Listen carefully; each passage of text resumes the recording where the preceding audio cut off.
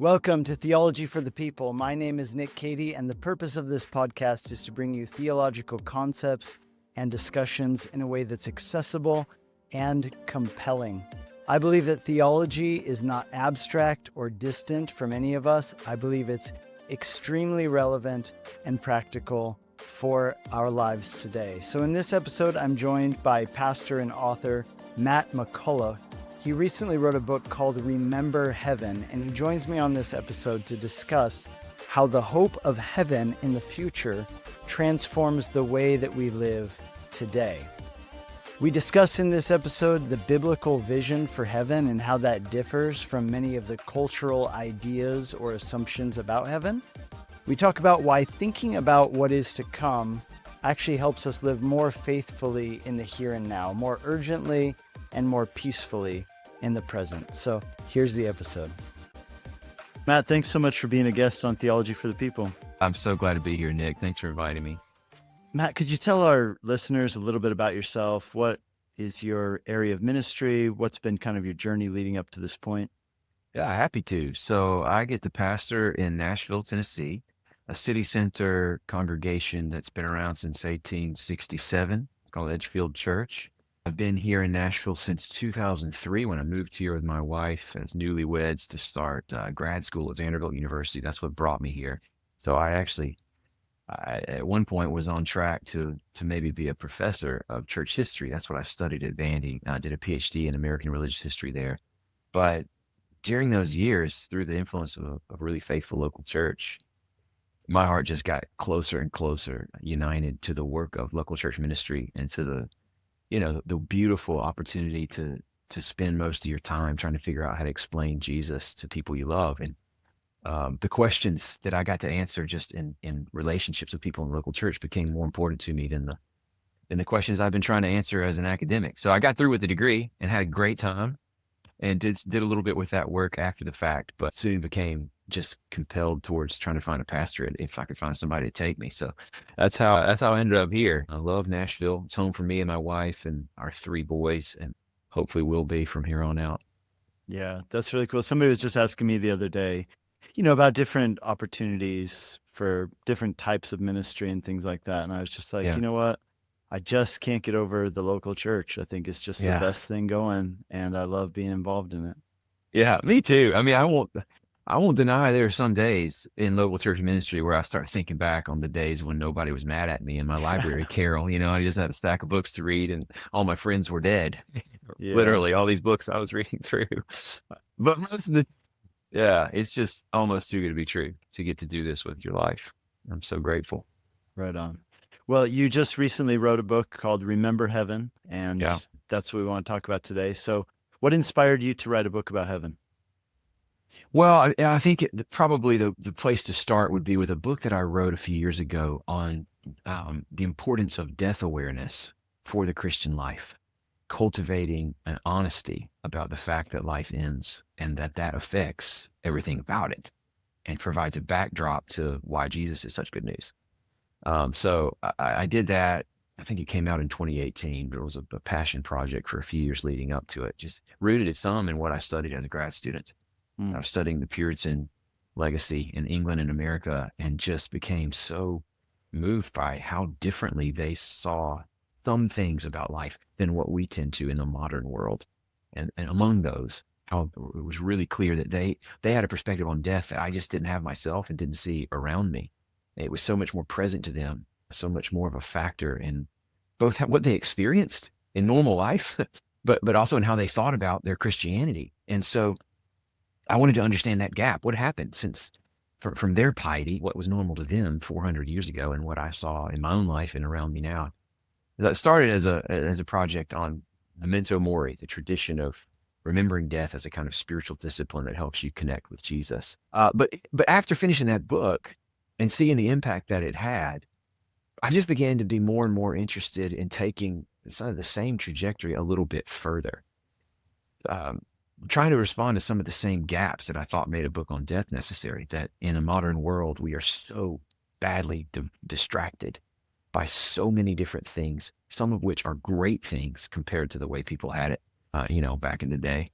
And other things that are just unique to our technological abilities these days, but the combined effect being that the ultimate things that are beyond this world, beyond this life, are harder and harder to recognize. And I thought the book on death did a good job, I hope, of just knocking over a bunch of false hopes, exposing false hopes for what they are, so that Jesus is the last man standing. But I thought I want to do a book that will leverage that one lasting hope for life in the meantime, to help people see how the hope of heaven is a factor in their Christian life right here, right now. Because I was just convinced in my own life and in what I saw around me that it wasn't the factor it ought to be. It wasn't as central as the Bible places it, and it wasn't as central as it was for the lives of Christians before us, like the Puritans. So a little bit of a retrieval project and a chance to honestly apply some medicine to some modern sicknesses that I'm really bothered by as I see them play out in my life and in my friends. Yeah.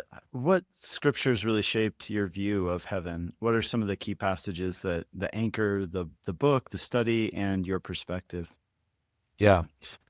What I did to get started on this was to a read through the New Testament, where I just read every reference to heaven that I could find, put it in a spreadsheet, and then look at the context of it. What is the author who's citing the hope of heaven doing with that hope?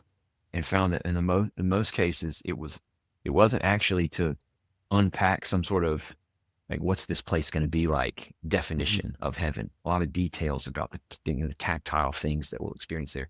It was more about claiming a general hope of heaven for application to or perspective on life in the meantime. So fundamental passages would be like Colossians 3, for example, where at the beginning of this really detailed and wonderful portrait of the Christian life, at the beginning of a passage that goes to, envy and anger and parenting and sex and marriage and work and local church life, that covers so much ground, Paul places a command right at the beginning of it as a foundation to set your mind on things above, not on things that are on earth, because when Christ appears, you will be with him. And I wanted to, I think, that doesn't say much at all about what heaven's going to be like. You have to go elsewhere to get those details, but he shows you what heaven is for at this point in our life. It's to orient us now in this world and to change how we relate to one another and to the things that happen to us. So Colossians 3 would be, I think, a good methodological foundation for what I was trying to do. It sets out the work. All right, if we're supposed to set our mind on heaven and it's supposed to change how we're living now, where does that work? Where does that show up? So there's some detailed passages from that one that would help with that work. I mean, 1 John 3 was huge for me. A passage that promises one day we'll see. We don't know what it'll be like, but when we see him, we'll be like him because we'll see him as he is.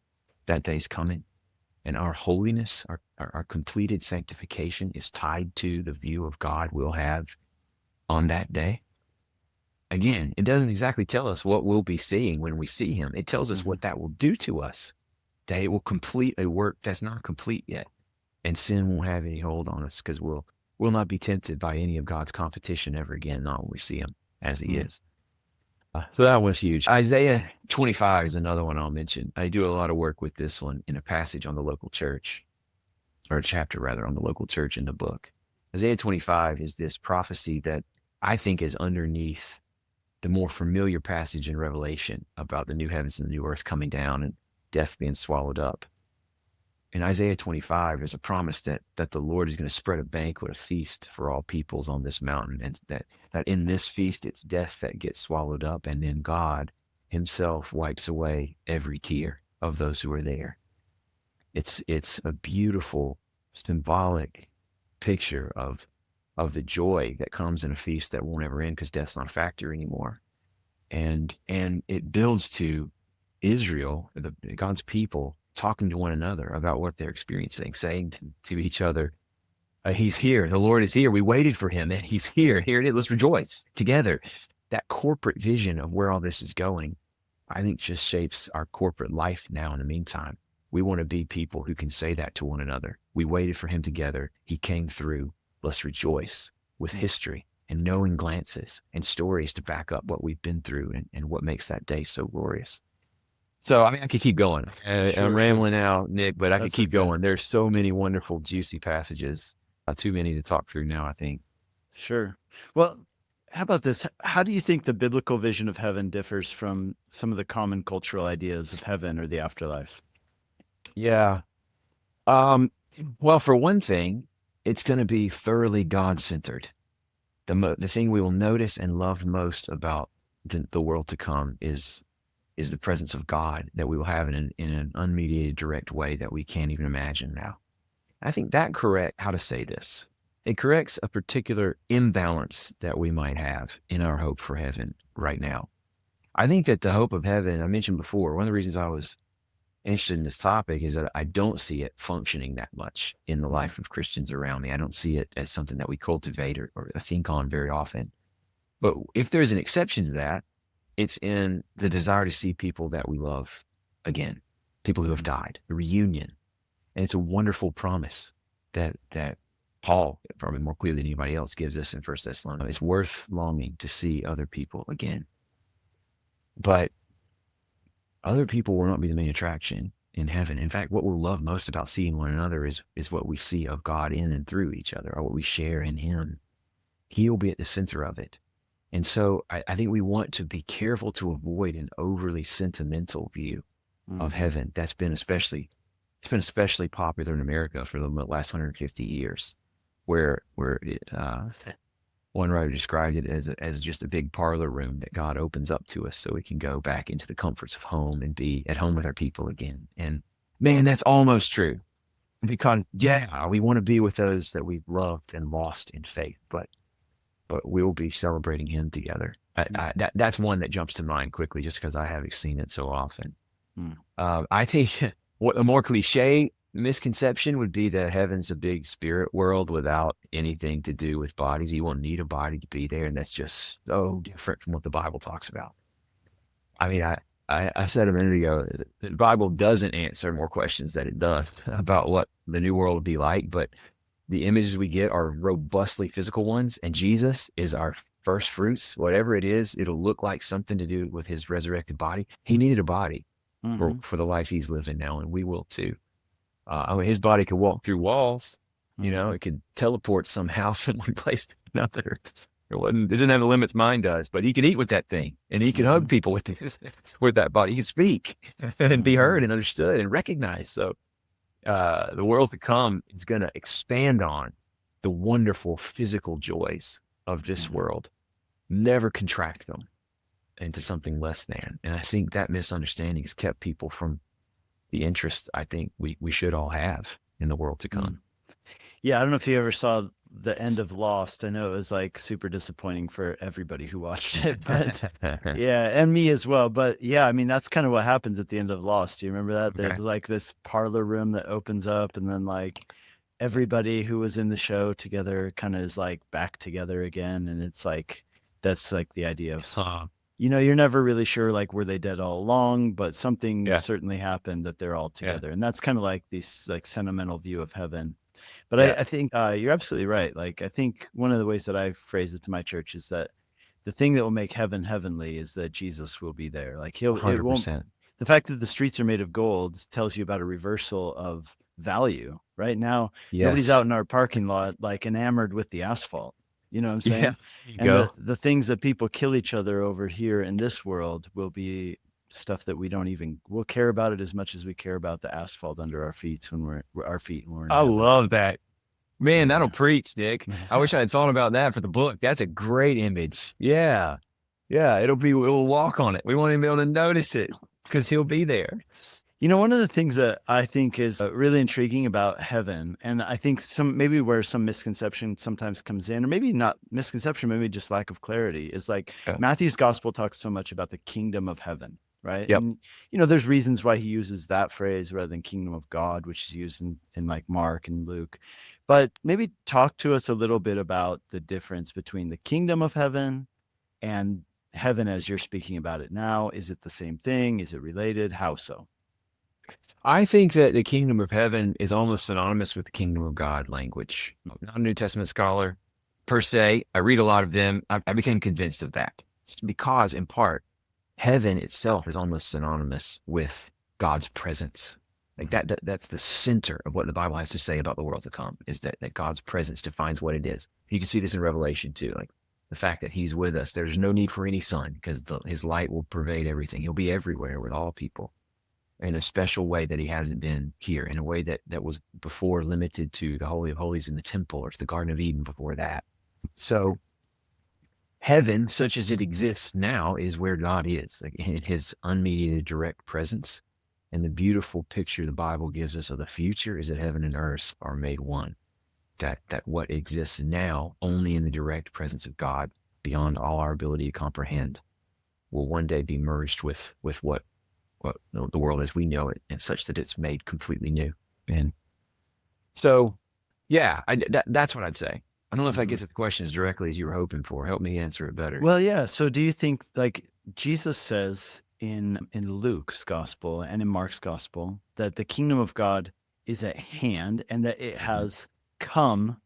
And so there's this idea that the kingdom of God or the kingdom of heaven is something that we experience and can be part of right now, even as we're here on earth. And yet heaven is also a future reality that we're going to experience.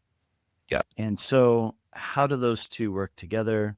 How do we avoid confusing it? And here's why, because there's some, readings or interpretations of like Matthew's gospel that will read a parable that will say the kingdom of heaven can be compared to this.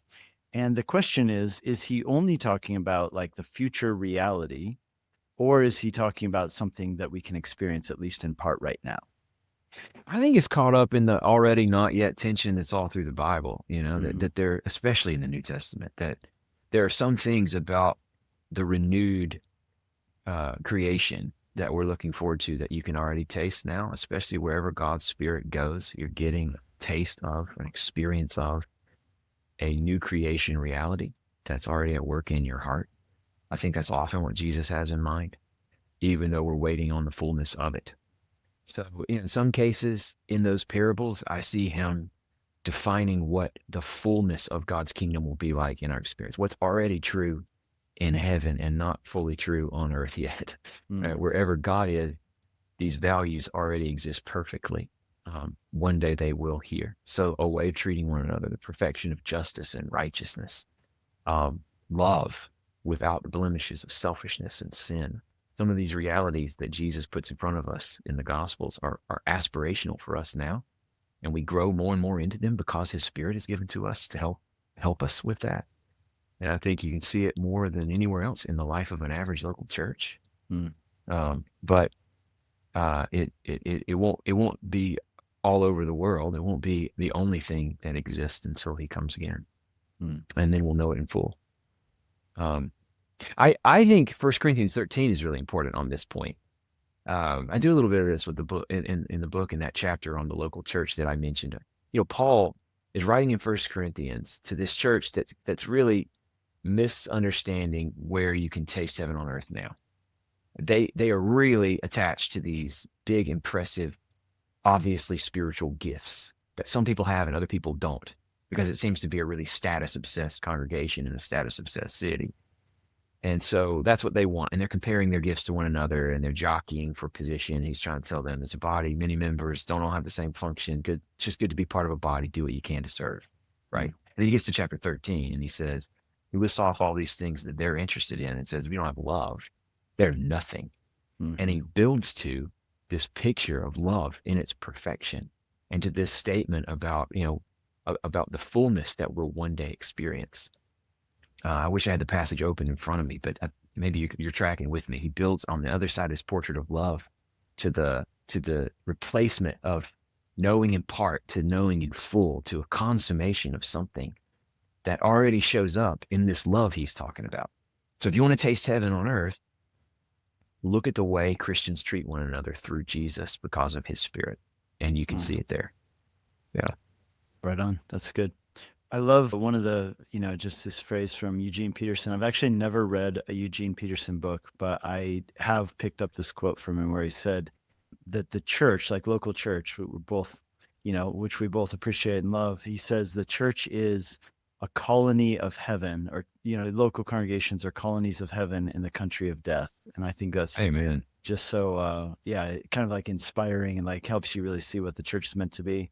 So help us understand, like, okay, how would you explain the difference between like the present heaven, like somebody dies Mhm. right now and they go to heaven per se. Yep. How is that different than the new heavens and the new earth, which are going to come, like you talked about from Isaiah 25? Yep. Yep. It's an in-between state. It's not, it's better than, in some ways, better than life on earth, but it's certainly far cry from what life will be in the end. We don't have a whole lot to go on, I think, is another thing to say here. I try to just bend over backwards in this book to just hold my hands up and say, look, guys, I don't know the answer to more questions than I do know the answer to. I don't want to go beyond the scriptures, and they don't often speak of the intermediate state, as it's often called. But we do see references to, if we think one of the most famous is Paul's desire to be absent from the, if he's absent from the body, he's present with the Lord. Like bang, it happens. Hmm. But Paul's also the one who in 1 Corinthians 15 talks about the importance of a resurrected body, that without a resurrected body, the whole thing is a shell of what it ought to be. You see this also in Revelation. You got these martyrs who are crying out before God's throne, longing for the day of resurrection, the day they've been promised. That, like, it's good to be where they are. It's good to be in a different way than we are now in the presence of God, but in a disembodied state, it's not yet what we've been promised. It's not the fullness of the reality that God is going to bring in. So whatever it is, doesn't involve a body. It does involve the presence of God in a way that Paul longs for. It will no longer involve any death or the sorrow that comes from it. So it's a freedom from a lot of what's broken about this world, but it's still a waiting time, waiting on the consummation, the fullness of all that we've been promised. Mm-hmm. What do you think? Like, I know this is a matter of debate, but like, do you think that the new heavens and new earth, will it be this world restored and fixed, or will it be a completely new, I don't know, planet per se, or new place? I don't know, man. I mean, you see, when we talk about what God is doing to redeem what's been broken through sin, one theologian that I use in the book talked about how sometimes in the Bible it looks like brand new creation. Sometimes it looks like restoration or renewal of something that was just marred. Jesus' body as a first fruits of that resurrection. Let's think about that for a second. He's recognizable. Mm-hmm. So in a way, it looked like a restoration, right? His friends knew who he was. They could hear his voice. They recognized his face. He had wounds. So there was some carryover from what was. But it was also sometimes not recognizable. When he didn't want to be recognized, he wasn't. He had capacities we don't have now. And if that's our best look at the relationship between this world as it is now and the world that's coming, we should expect some continuity, some renewal language, and something brand new. Like it's something that we've never seen before, as if it's a whole new creation. So I think besides those big, broad parameters, it's tough to say anything more. I'm not comfortable saying much more than that. Others are. I could point you to some other books to read for other hot takes on that. Yeah, that's as far as I'm willing to take this. Sure. Well, so let me ask you this just on a personal note. So having done this study, having written this book, what effect has it had on your life? What effect has it had on, your personal life, maybe the way that you lead your church? What effect has it had on your church? I hope it's affected my preaching regularly. I do. I have been able to and made a practice of just recognizing the hope of heaven wherever I can find it in the text that I'm preaching. I preach expositionally through books of the Bible. So I take what comes next, and it isn't always heaven. But man, it's in there a lot more than I used to know, a lot more than I used to recognize. And so wherever it is, I'm trying to bring it out because it's easily overlooked by others, just like it has been by me for a long time. I talk the same thing with death. I talk about death and resurrection as often as I can because these ultimate realities shape our view of everything else. And they're where Jesus' beauty pops out off the page when you see it against those realities.